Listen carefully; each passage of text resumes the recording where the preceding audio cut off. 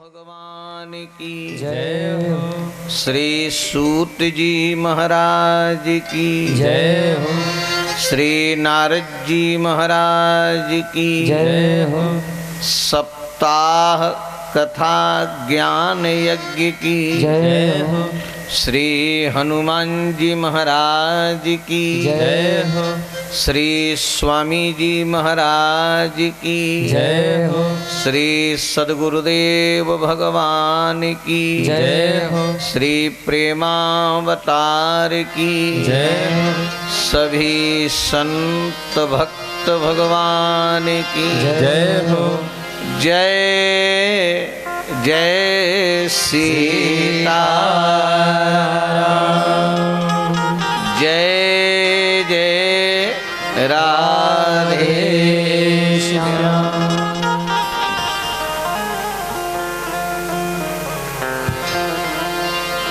परम मंगल में भगवत स्वरूप श्रीमद् भागवत कथा श्रवण करने का सुअवसर प्राप्त हुआ है। कल के प्रसंग में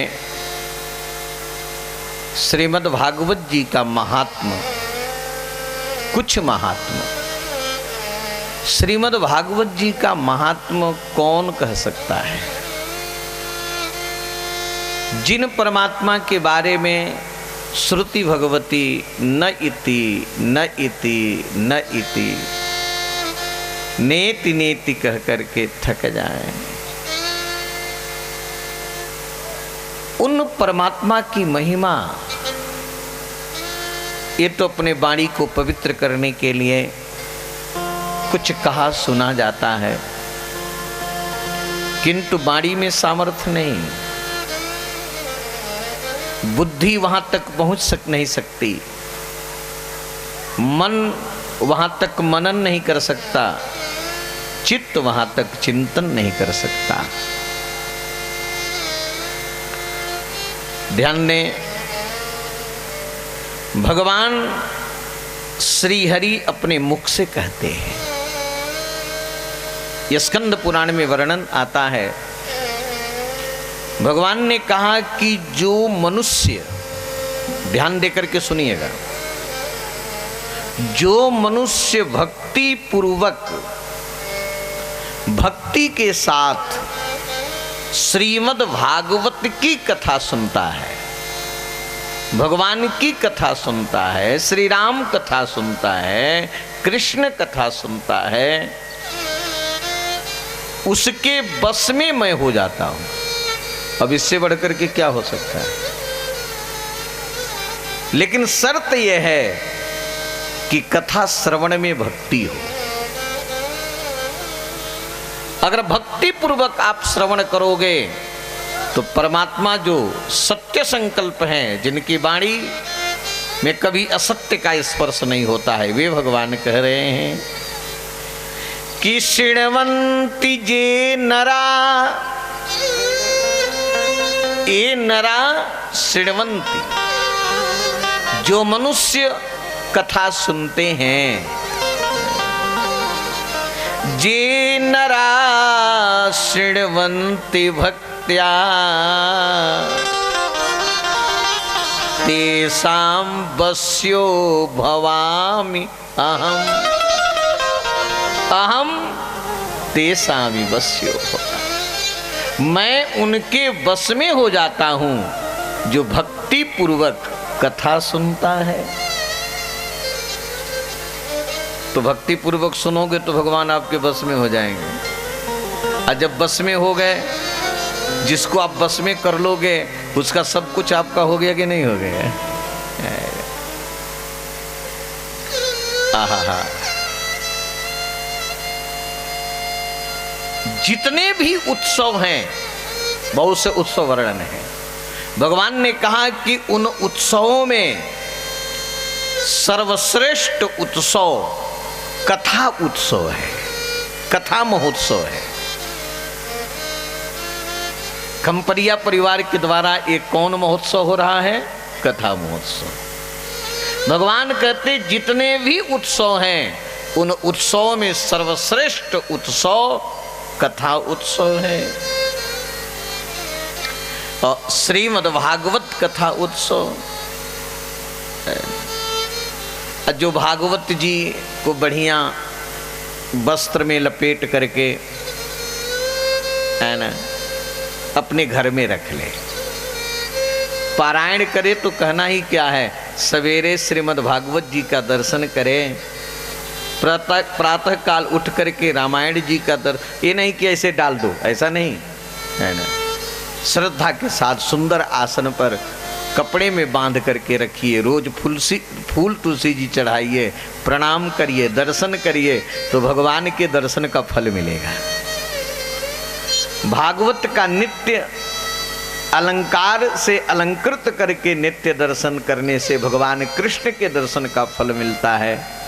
रामायण जी का नित्य दर्शन करने से राम जी के दर्शन का फल मिलता है। रोज धूप दीप चढ़ावे, वस्त्रालंकरणै पुष्पै धूप दीपोपहारकै वशीकृतो ही अहम। ऐसा जो करता है भगवान कहते मैं उसके वश में हो जाता हूँ। वशीकृत ही अहम तैश्च, ऐसा करने वाले के कैसे मैं बस में हो जाता हूँ, जैसे कोई पतिव्रता स्त्री अपने पति को वश में कर लेती है। कौन स्त्री अपने पति को वश में करती है? जो स्त्री पतिव्रता होती है। जैसे पतिव्रता स्त्री अपने पति को वश में कर लेती हैं, ऐसे जो श्रीमद् भागवत को बढ़िया अलंकार से बढ़िया कपड़े में बांध करके धूप दीप दे करके पूजन करता है, दर्शन करता है, मैं उसके वश में हो जाता हूँ। जैसे पतिव्रता स्त्री सतपति को वश में कर लेती। अब आइए श्रीमद् भागवत जी में 18,000 श्लोक है। भूलिएगा नहीं, याद रखिए। श्रीमद् भागवत में कितने श्लोक हैं? 18,000 और 12 स्कंद है। परीक्षित सुखदेव जी का संवाद है। अब मैं आप लोगों को श्रीमद् भागवत के प्रथम स्कंद की कथा प्रारंभ कर रहा हूं। बड़े भाव से सुनना, समय तो कम है लेकिन आनंद लो। प्रथम स्कंद की कथा मंगलाचरण है। मैं एक दिन बता चुका, चाहे कल ही मैंने निवेदन किया हूं कि श्रीमद् भागवत में परम धर्म का निरूपण किया गया है। परम धर्म क्या है? भगवान की भक्ति, परमात्मा की उपासना ही परम धर्म है। तो श्रीमद् भागवत में परम धर्म भगवान की भक्ति का निरूपण किया गया है और कपट का त्याग, क्योंकि कपटी परमात्मा को नहीं पा पाता। क्योंकि राम जी कहते हैं कि निर्मल मन, जिसका मन निर्मल हो गया, निर्मल मन जन सो मोहि पावा, अब मोहि कपट छल छिद्र भावा। जो कपटी है, छली है, वो श्रीमद् भागवत में आनंद नहीं ले सकता। इसमें तो कपट का त्याग है। श्रीमद् भागवत जी में पग पग में मैं आप लोग को सुनाऊंगा केवल भगवान की भक्ति, भगवत प्राप्ति, भगवान की कृपा को पाने का ही मार्ग। पर मेरे श्रोताओं, जब तक परमात्मा की कृपा नहीं होगी, जब तक परमात्मा की भक्ति नहीं करोगे, आपके दुख की निवृत्ति हो ही नहीं सकती। दुख के पिंड से छुटकारा नहीं मिलेगा। और भक्ति भगवान की कथा से, इसी ये कथा जो श्रवण कर रहे हैं ये भक्ति है। तो श्रीमद् भागवत में परम धर्म भगवान की भक्ति का वर्णन है। जो मत्सर में डूबा हुआ है, मत्सरी जो है ना, मत्सर किसको कहते हैं? जो दूसरे के उत्कर्ष को देख करके जले, दूसरे के बढ़ावा को देख करके जले, वो मत्सर है, वो मत्सरी व्यक्ति कहा जाता है। जो सबको सुखी देखना चाहता है, किसी की उन्नति को देख करके प्रसन्न होता है, उसको निर्मत्सर कहते हैं।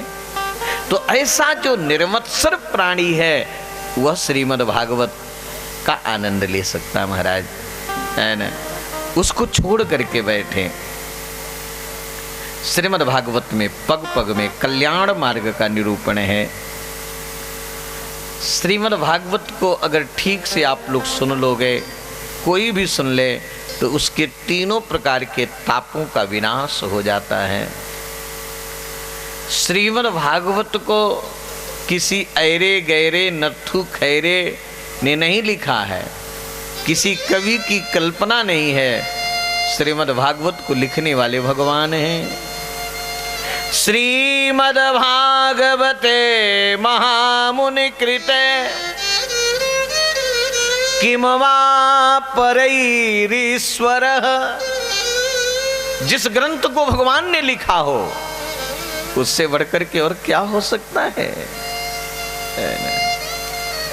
एक बात बड़ी सुंदर मैं आप लोगों को सुनाऊं। कितनी सुंदर महिमा है कथा की। अभी आप कथा सुन नहीं पाए, घर से आप चले कि चलो कथा पंडाल में चलें, वहां बैठ करके कथा सुने। कथा सुनने का संकल्प जब प्राणी के मन में आता है, उसी क्षण परमात्मा आकर के हृदय में बैठ जाते हैं। बुलाना नहीं पड़ता है। कथा सुनने की इच्छा करने मात्र से, अब इससे बढ़कर के कुछ हो सकता? मैं नहीं कह रहा हूं, वेद व्यास जी कह रहे हैं, है ना, मत मेरी, लेकिन व्यास जी की बात तो मानो।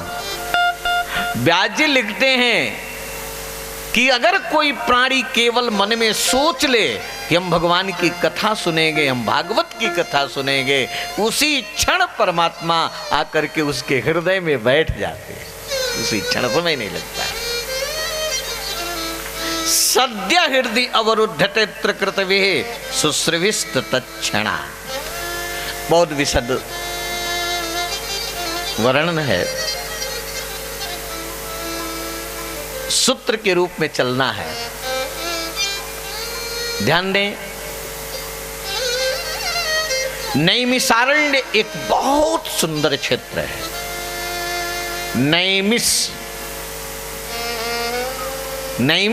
नैमिषारण्य जो तीर्थ यात्रा में गए होंगे, दर्शन किए होंगे, उत्तर प्रदेश लखनऊ के आगे सीतापुर जिला में नैमिषारण्य है। नैमिषारण्य इसका नाम इसलिए पड़ा, अब उधर हम बढ़ नहीं पाएंगे क्योंकि समय नहीं है, बस केवल मैं इतना बता दूं कि भगवान के चक्र की धूरी, नेमी जिसके ऊपर चक्र चलता, वह नेमी एक जंगल में गिरी, वहां पर चक्र तीर्थ बना, इसलिए उस क्षेत्र का नाम नैमिषारण्य पड़ा।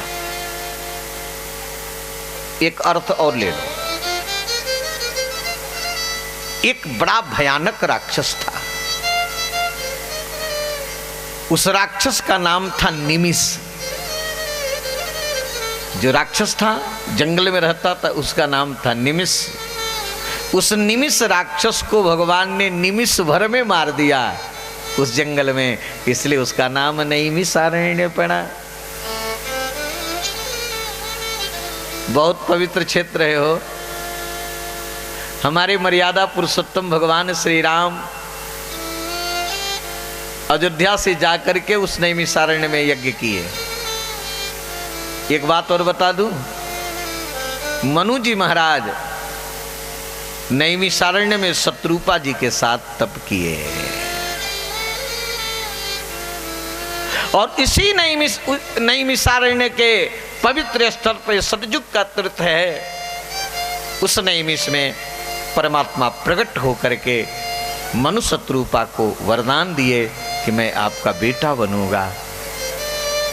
वही मनु आकर के त्रेता में चक्रवर्ती अयोध्या नरेश दशरथ बने और शत्रुपा जी आकर के श्री कौशल्या जी बनी और मर्यादा पुरुषोत्तम भगवान श्री राम उनके पुत्र के रूप में प्राप्त हुए।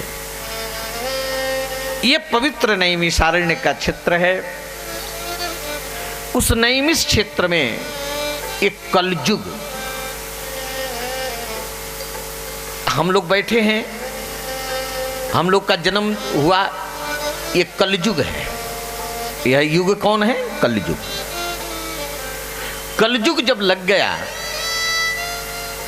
उस कलयुग से बचने के लिए, भगवान की कृपा पाने के लिए 88,000 महर्षियों के साथ श्री शौनक जी महाराज 1000 वर्ष का यज्ञ प्रारंभ किए। नैमिषे अनिमिष क्षेत्रे ऋषयः शौनकादयः सत्रम स्वर्गाय लोकाय सहस्त्र सममासत। नैमिषे अनिमिष क्षेत्रे, ये नैमिष अनिमिष क्षेत्र है, माने देव तीर्थ है। यहाँ पर महात्मा यज्ञ प्रारंभ किए, 1000 वर्ष का यज्ञ प्रारंभ किए। उस यज्ञ में बड़े बड़े अमलात्मा महात्मा पधारे, संत पधारे, सियाराम, बड़े बड़े संत पधारे। उसी समय एक इतिहास पुराणों के प्रवक्ता, बड़े अच्छे कथावाचक, लोमहर्षण के बेटा श्री सूत जी महाराज, कथावाचक मिल जाएं, न अच्छे कथावाचक मिल जाए, डूब करके कथा सुनाने वाला कोई वक्ता मिल जाए तो चूको मत, कथा सुन। तो वहां पर सूत जी उपस्थित थे। सूत जी को देख करके शौनकादिक महात्मा सूत जी से प्रश्न किए हैं। इसी प्रश्न पर श्रीमद् भागवत की कथा है। प्रश्न को पहले सुनो आप लोग, पहले प्रश्न सुनो। ऋषियों ने कहा कि सूत जी, मनुष्य का कल्याण कैसे होगा? पहला प्रश्न, मानव मात्र का, मनुष्यों का कल्याण कैसे होगा? मनुष्यों की दुख की निवृत्ति कैसे होगी? मनुष्यों का 84 में भटकना कैसे बंद होगा? कैसे कल्याण होगा? मनुष्यों के कल्याण का मार्ग अब बताओ। पुंसाम एकांततः श्रेयः, बहु समस्त पुरुषों, समस्त मनुष्यों का।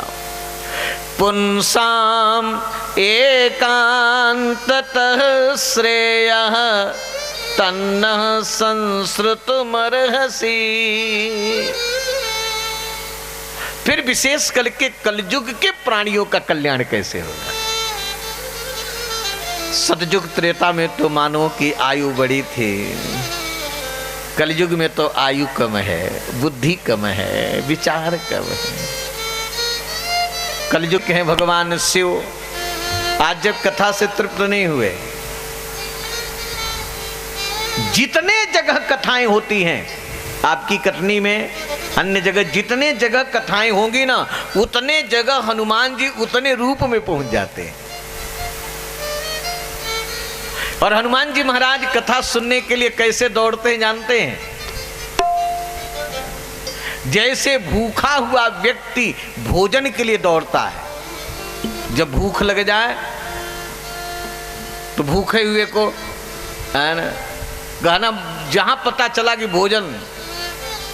भोजन के लिए जैसे भूखा व्यक्ति दौड़ता है, ऐसे कथा सुनने के लिए हनुमान जी दौड़ते हैं। यत्र यत्र रघुनाथ कीर्तनम, जहां कीर्तन हो, जहां कथा हो, तत्र तत्र कृतमस्तकांजलिम वाष्पवारि परिपूर्ण लोचनम मारुतिम नमत राक्षसान्तकम्। राम कीर्तन रसिक वर, प्रेम रामायण। राम कीर्तन रसिक वर पवन पुत्र हनुमान। राम कीर्तन के, राम कथा के परम रसिया हनुमान जी महाराज हैं। राम कीर्तन रसिक वर पवन पुत्र हनुमान, ते ही अवसर पहुँचे तहाँ जस भूखा आतुरान। कभी इनको तृप्ति गोस्वामी जी कहते हैं, राम कथा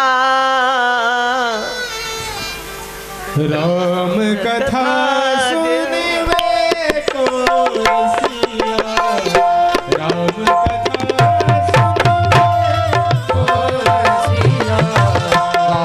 कथा सुनवे को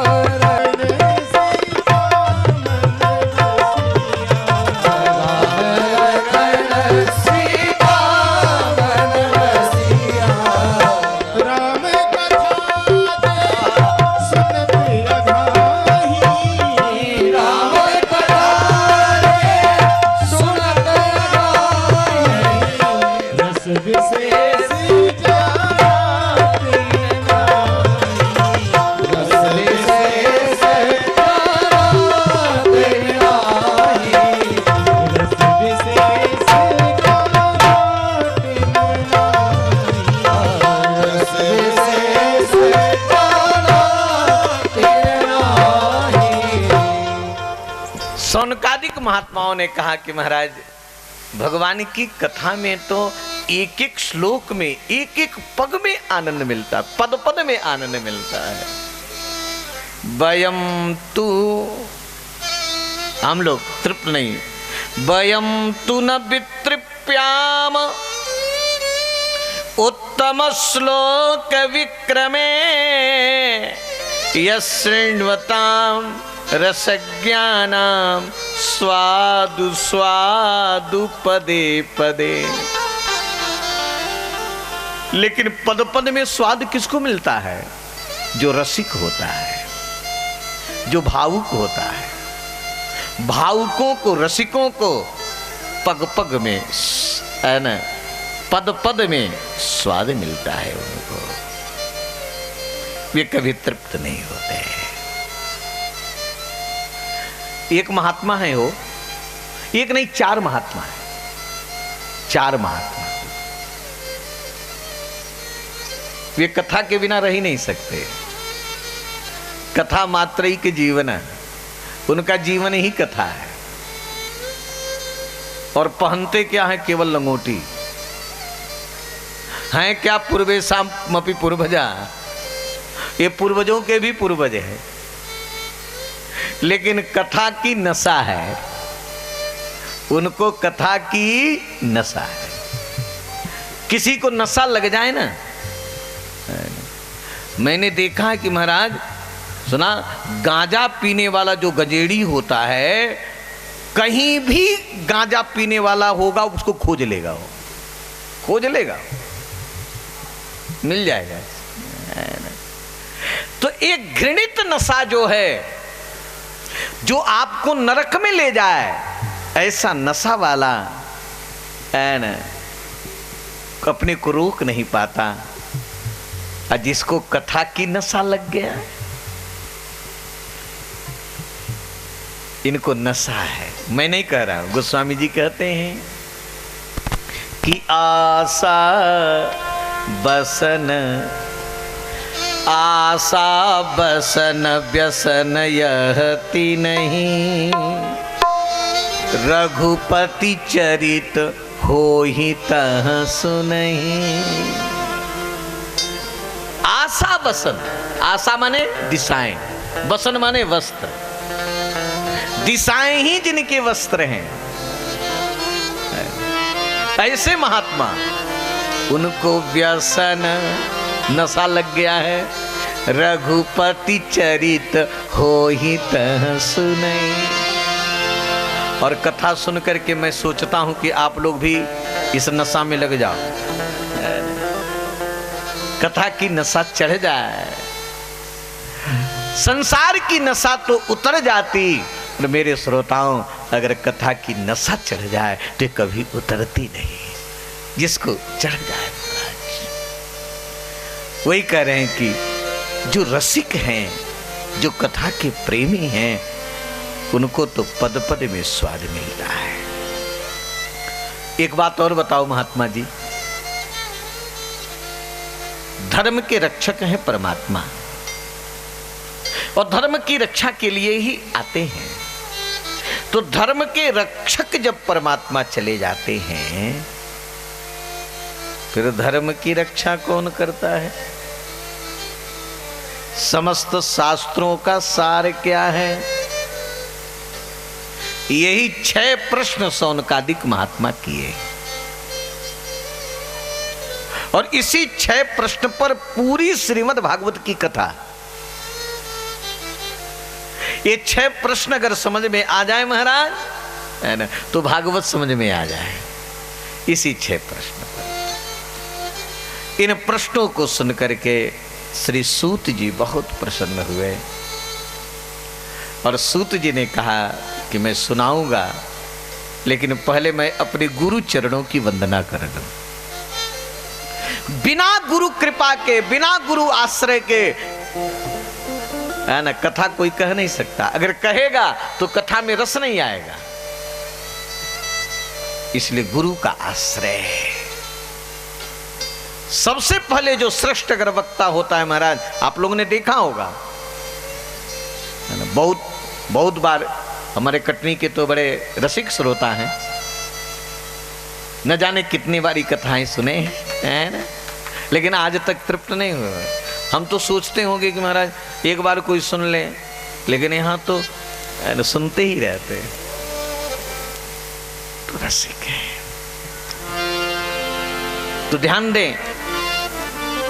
तो सर्वप्रथम कथा प्रारंभ, जब मैं कथा प्रारंभ करता हूं तो अपने गुरु की वंदना करता हूं। कोई भी वक्ता अपने गुरु की वंदना करेंगे। यहां सूत जी कथा प्रारंभ करने जा रहे हैं, तो सबसे पहले गुरु की वंदना करते हैं। गुरु की वंदना करके कथा कहो, और गुरु की वंदना करके कथा सुनो। सूत जी के गुरुदेव श्री सुखदेव जी महाराज हैं। सुखदेव जी के चरणों की वंदना करते हुए, है ना, कथा प्रारंभ कर रहे हैं। हम आप सभी गुरु चरण की वंदना।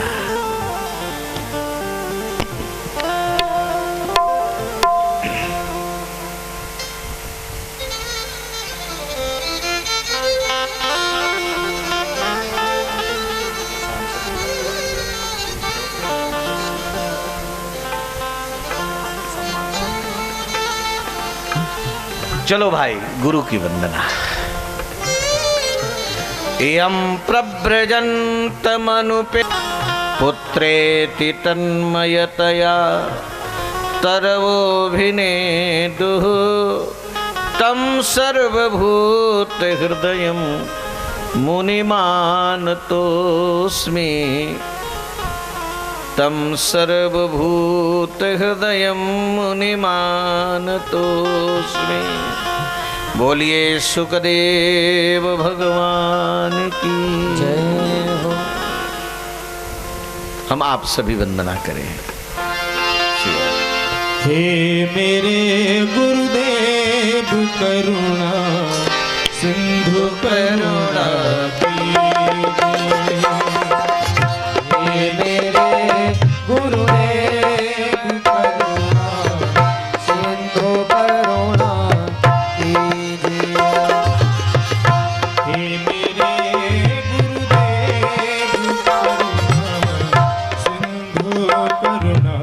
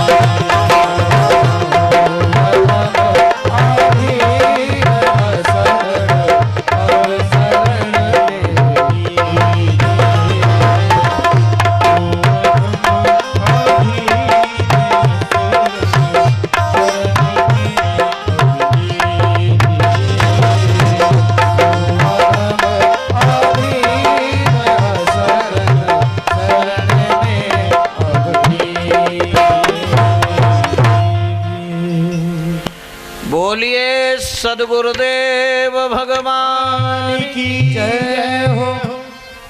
जयकार करते हुए कथा प्रारंभ करते हैं। नारायणं नमस्कृत्य नरं चैव नरोत्तमं देवीं सरस्वतीं वन्दे देवीं सरस्वतीं व्यासं ततो जयमुदीरये। माता सरस्वती की वंदना, वेद व्यास जी की जय जयकार करते हुए सबसे पहला प्रश्न यह है कि मानव मात्र का कल्याण, इस पर ध्यान दीजिएगा। मनुष्य का कल्याण कैसे हो, मनुष्य के दुख की निवृत्ति कैसे हो। देखो मेरे भाई, ये जीवन में सूत्र बना लेना। दुख की निवृत्ति बिना भगवान की कृपा के संभव नहीं। और ठाकुर जी की कृपा कब होगी? जब हम भगवान की भक्ति करेंगे, उनके भक्त बन जाएं। क्योंकि भगवान ने कहा न मे भक्त प्रणश्यति, भगवान भक्तों से बड़ा स्नेह करते हैं। यही परम धर्म है महाराज, भगवान के चरणों की भक्ति। और भक्ति ही मानव जीवन की शोभा है। एक बात याद आ गई भक्तमाल की, राजस्थान की भरतपुर की रहने वाली करमैती बाई, ये राज पुरोहित की बेटी थी। ध्यान देना, ये राज पुरोहित की बेटी थी। इनके पिता का नाम था परशुराम जी। इनका मन संसार में नहीं था, संसार के विषयों से करमैती जी को वैराग्य था। लेकिन छोटेपन में इनके पिताजी ने इनका ब्याह कर दिया।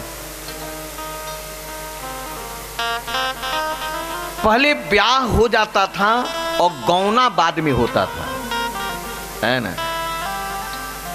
फिर दुल्हन ससुराल जाती थी, ब्याह हो गया। इनके गौने का जब समय आया, इनके ससुराल के लोग लेने के लिए जब आए, इनके मन में आया कि अब मुझको संसार में फंसना पड़ेगा। जिस रात्रि इनके ससुराल के लोग लेने के लिए आए, उसी रात्रि करमैती बाई श्री धाम वृंदावन की तरफ भाग चली। वृंदावन की तरफ जब वहां से भगी, अब सवेरे जिस लड़की की विदाई होनी, वो लड़की ही नहीं, वो कन्या ही नहीं। अब तो बहुत बड़ा हलचल मच गया कि गौने के समय राज पुरोहित की बेटी, परशुराम की बेटी भाग गई। हमारा संसार में आज भी हमारी कैसी स्थिति होगी पिता की। महाराज भरतपुर नरेश ने सेवकों को चारों तरफ, सैनिकों को दौड़ाए कि कहीं भी मिल जाए तो मेरे राज पुरोहित की बेटी करमैती को पकड़ करके लाया जाए। घोड़े पर चढ़ करके सेवक दौड़े। करमैती बाई ने सोचा कि अब हमको लोग पकड़ लेंगे। तो आप लोगों ने देखा होगा राजस्थान में जल के कम ऊंट की लोग ज्यादा सवारी करते हैं। तो एक मरा हुआ ऊंट पड़ा था, ऊंट के मांस को कुत्ते आदि खा गए थे और कंकाल पड़ा हुआ था।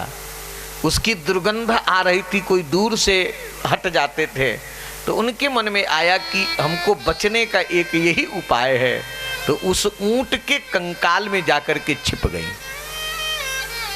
आप विचार करो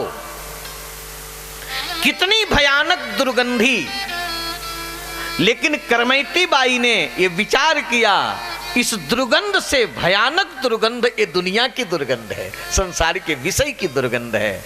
इस दुर्गंध को मैं सह लूं, लेकिन संसार की दुर्गंध में अपने को नहीं जाने दूंगी। करमैती बाई वहीं पड़ी रही, 3 दिन तक पड़ी रही। जब देखे कि सब लौट गए, तब करमैती बाई वहां से श्री धाम वृंदावन पैदल यात्रा करते हुए पहुंची।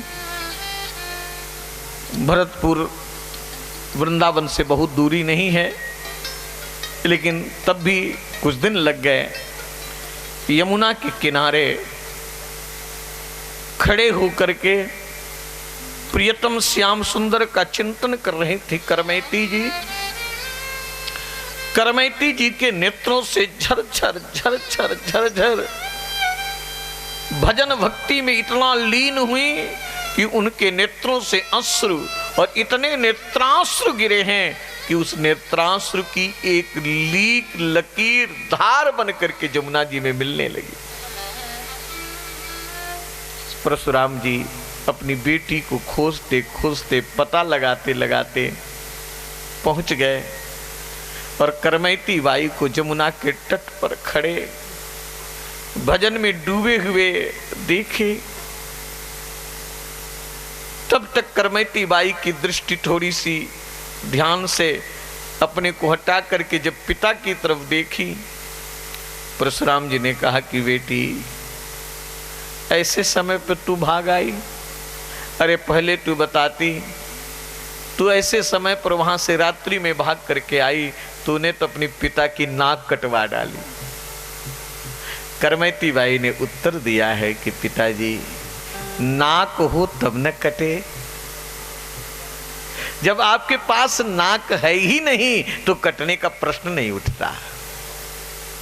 नाक क्या है, ध्यान देना, नाक है भगवान की भक्ति, परमात्मा की उपासना।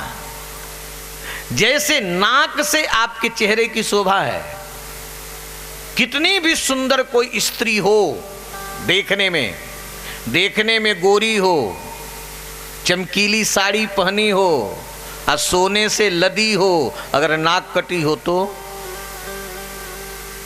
मैं नहीं कह रहा हूं, गोस्वामी तुलसीदास जी कह रहे हैं, अच्छी लगेगी कि खराब? बोलो, खराब लगेगी।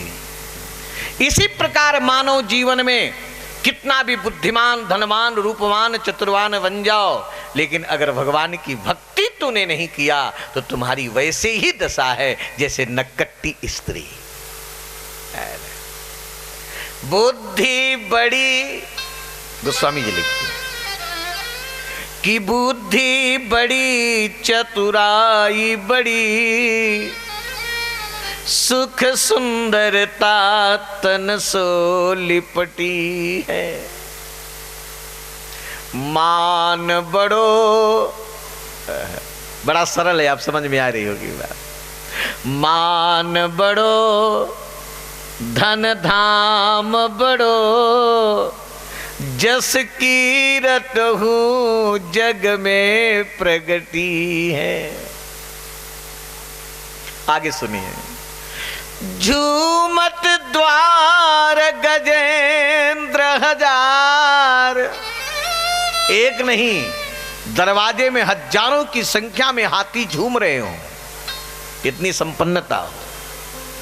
झूमत द्वार गजेंद्र हजार, सुरेशहु से कछु नाही घटी है। और गोस्वामी जी का देखो, तुलसी रघुनाथ के भक्ति बिना, मानो सुंदरी नारी की नाक कटी है।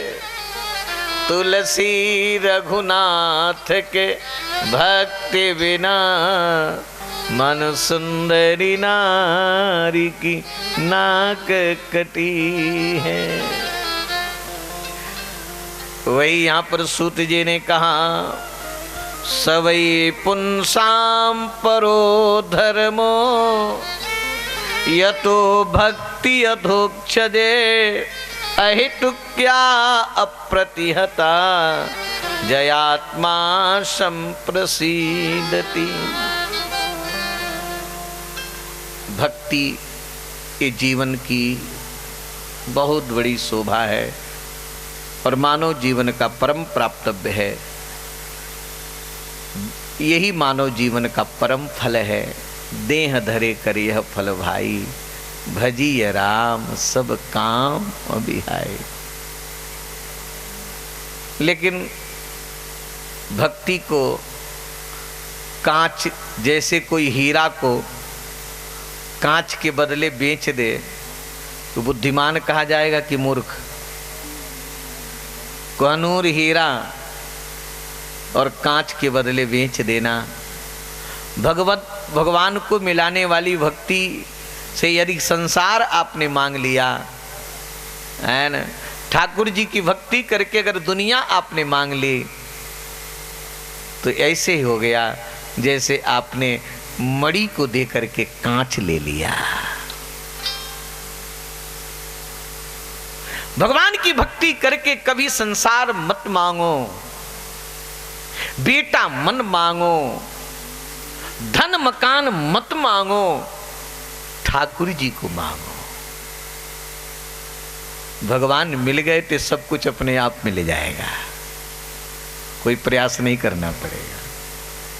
लेकिन हम लोगों की ये दशा है कि महाराज एक दिन माला जपे बस यही मांगे, महाराज हमारे लड़के की नौकरी जरूर लग जाए, हमारी दुकान बढ़िया चलने लगे, बस। सकाम भक्ति हमारे यहाँ शास्त्रों में भक्ति तो ठीक लेकिन अच्छी नहीं मानी गई। निष्काम भक्ति, भगवान की भक्ति केवल भगवान के लिए करो।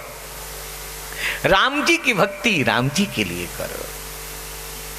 और ऐसी अगर भक्ति हो जाए, ध्यान देना, जिसके जीवन में निष्काम भक्ति होती है महाराज, ये भक्ति किनकी है जानते हो? भक्ति भगवान की पत्नी है। भक्ति भगवान की होगा और संसार से वैराग्य होगा। वासुदेवे भगवती, वासुदेवे भगवती भक्ति योग प्रयोजित। पकड़ ली, बहुत सुंदर बात।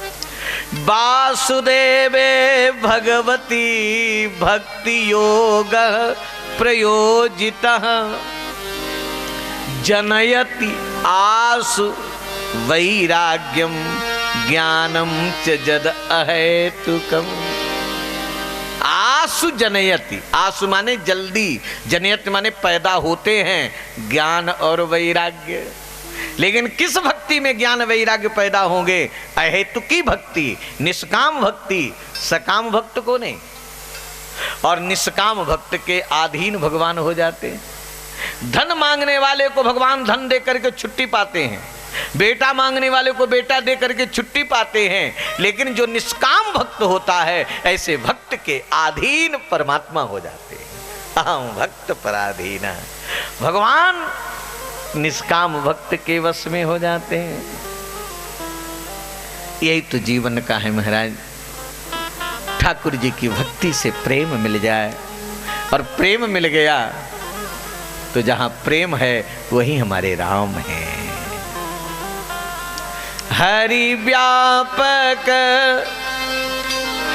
सर्वत्र समाना, हरि व्यापक सर्वत्र समाना, प्रेम से प्रगट हो ही मैं जाना।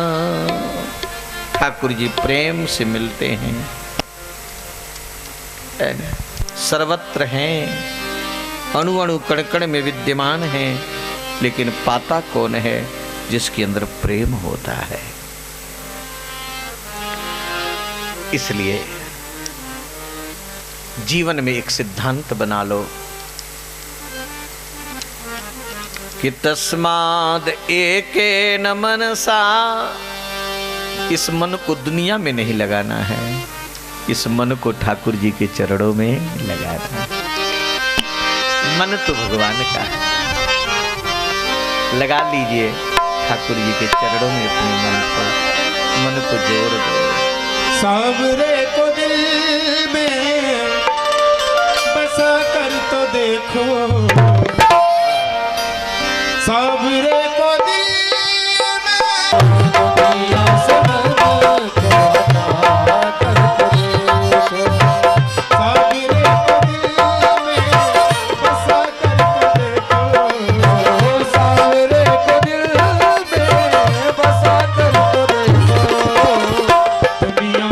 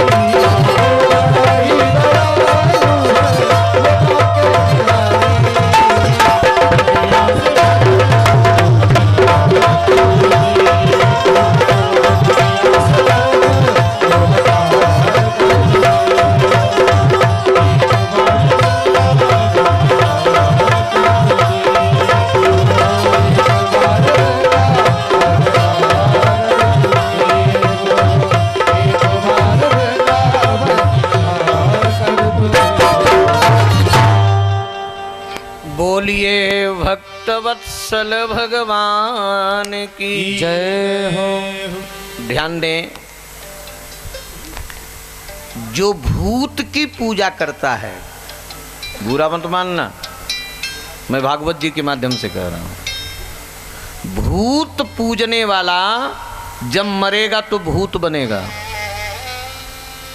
इसलिए भूत की पूजा के चक्कर में मत पड़ना।